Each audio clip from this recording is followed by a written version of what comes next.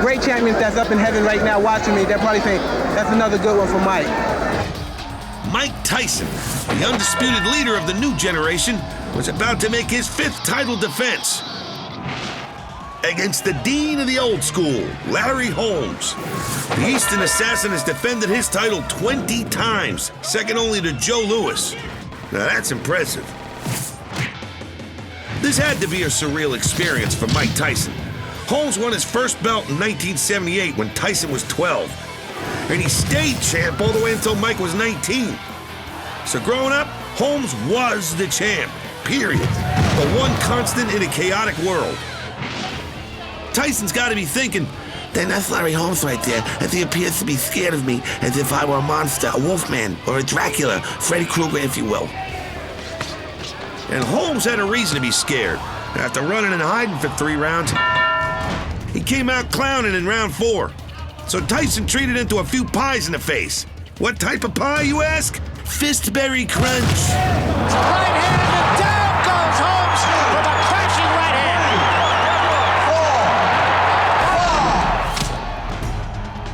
hand. Our gargantuan right hook sends Holmes into body spasms.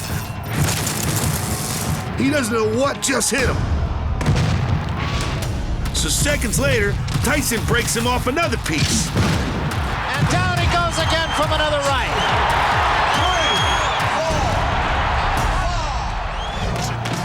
And then one more for the floor.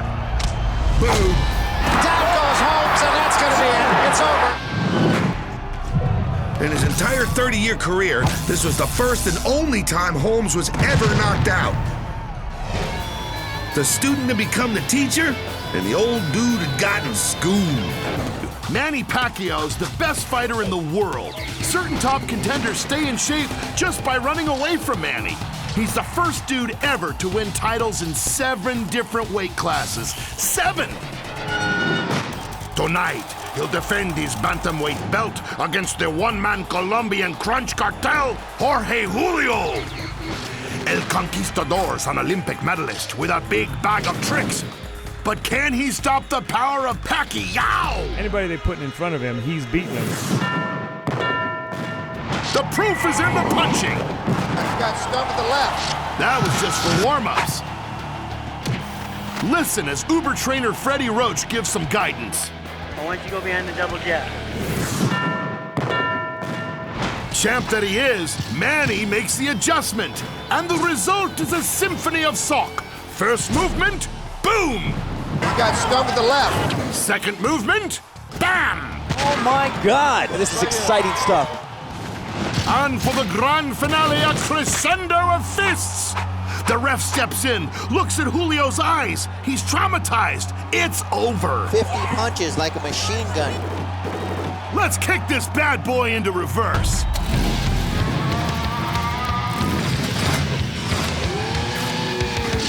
They don't come more seasoned and ready than Jorge Julio, but there's no defense for the pure power that is Emmanuel Depredin Pacquiao. Dangerous left hook. Wow, what a shot. This is too much. I'm going ringside for a word with the champ. And this town never saw a surer bet than Floyd Money Mayweather, the undefeated, undisputed champ. Pound for pound, the greatest fighter in the world for much of the last decade. This was the night he made his pro debut. Al fresco, in a ring set up in a parking lot somewhere way off the strip. Also launching a far less illustrious pro career that night was Roberto Apodaca, a journeyman whose journey never really began. But hey, he still has something in common with a lot of great fighters. De La Hoya, Hatton, Gotti, Castillo, they were all beat down by Mayweather. Good luck to both of you. Touch gloves. Floyd's fight plan was to concentrate on the body. He absolutely implodes this poor sad sack with a couple time-release kidney conks. First this one. Doof. 3,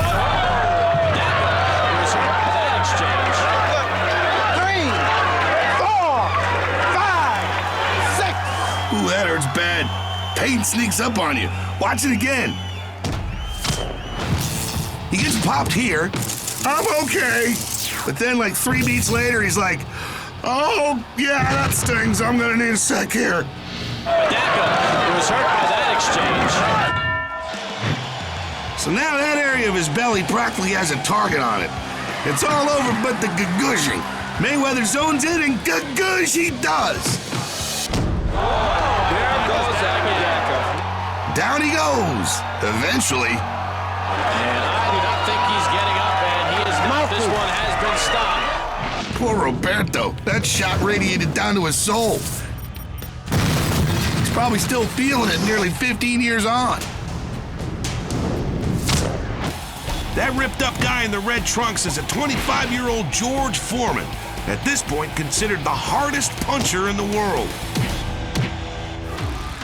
He brought an astonishing 39-0 record into this title defense against the legend in his own right, Mr. Ken Norton. Ooh, the jawbreaker, Hercules. He was a dominant force in the sport for over a decade. But on this particular night, not so much. Let's pick up the round 2 action. Foreman teeing off. 3 right hands, then Norton crashing into the ropes. The referee gives Norton a mandatory 8 count. Are you kidding me? When was the last time you saw 3 rights in a row like that?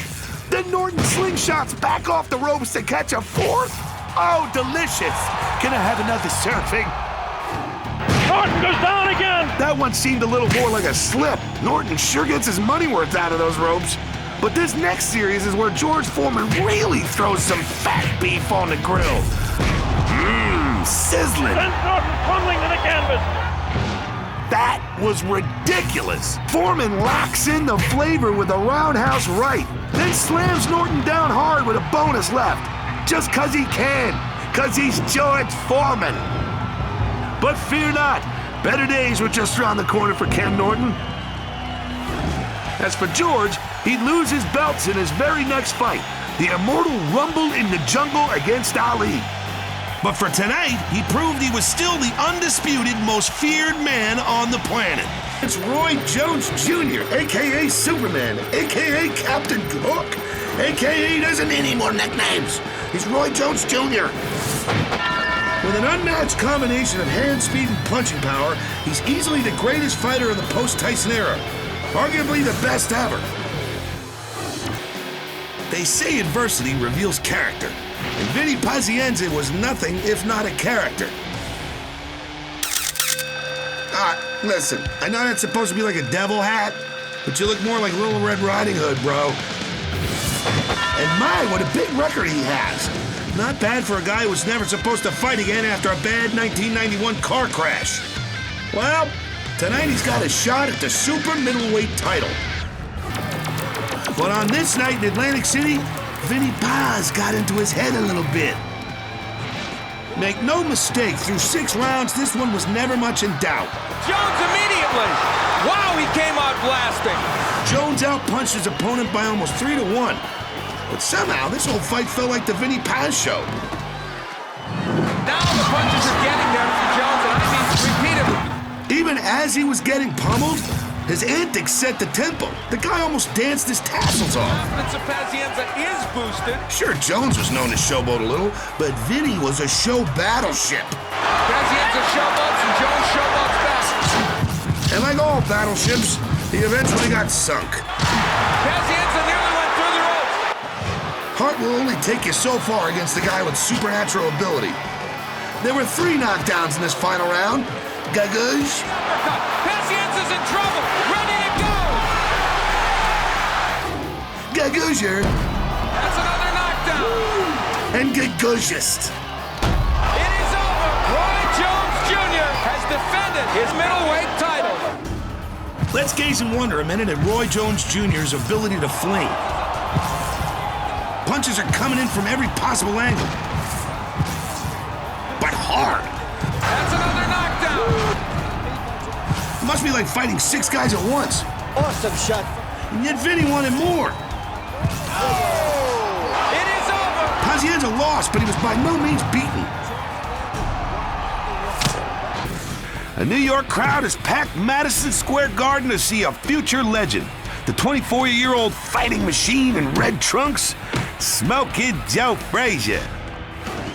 A one-man wrecking crew out of Philly, Frazier is so far undefeated in 19 fights and is quickly making a name for himself as a brutal force in the ring. Looking for his 20th straight SmackDown, Smokin' Joe will have to blast his way through a mountain of a man to get it.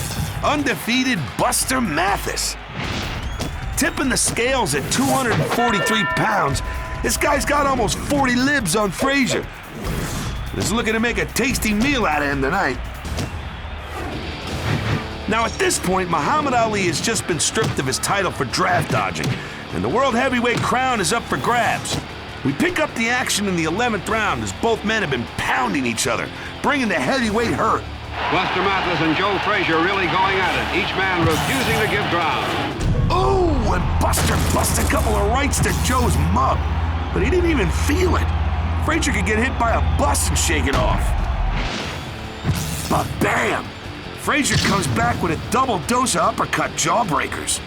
Mathis is starting to look like a side of beef that's been marinated and getting ready for the grill.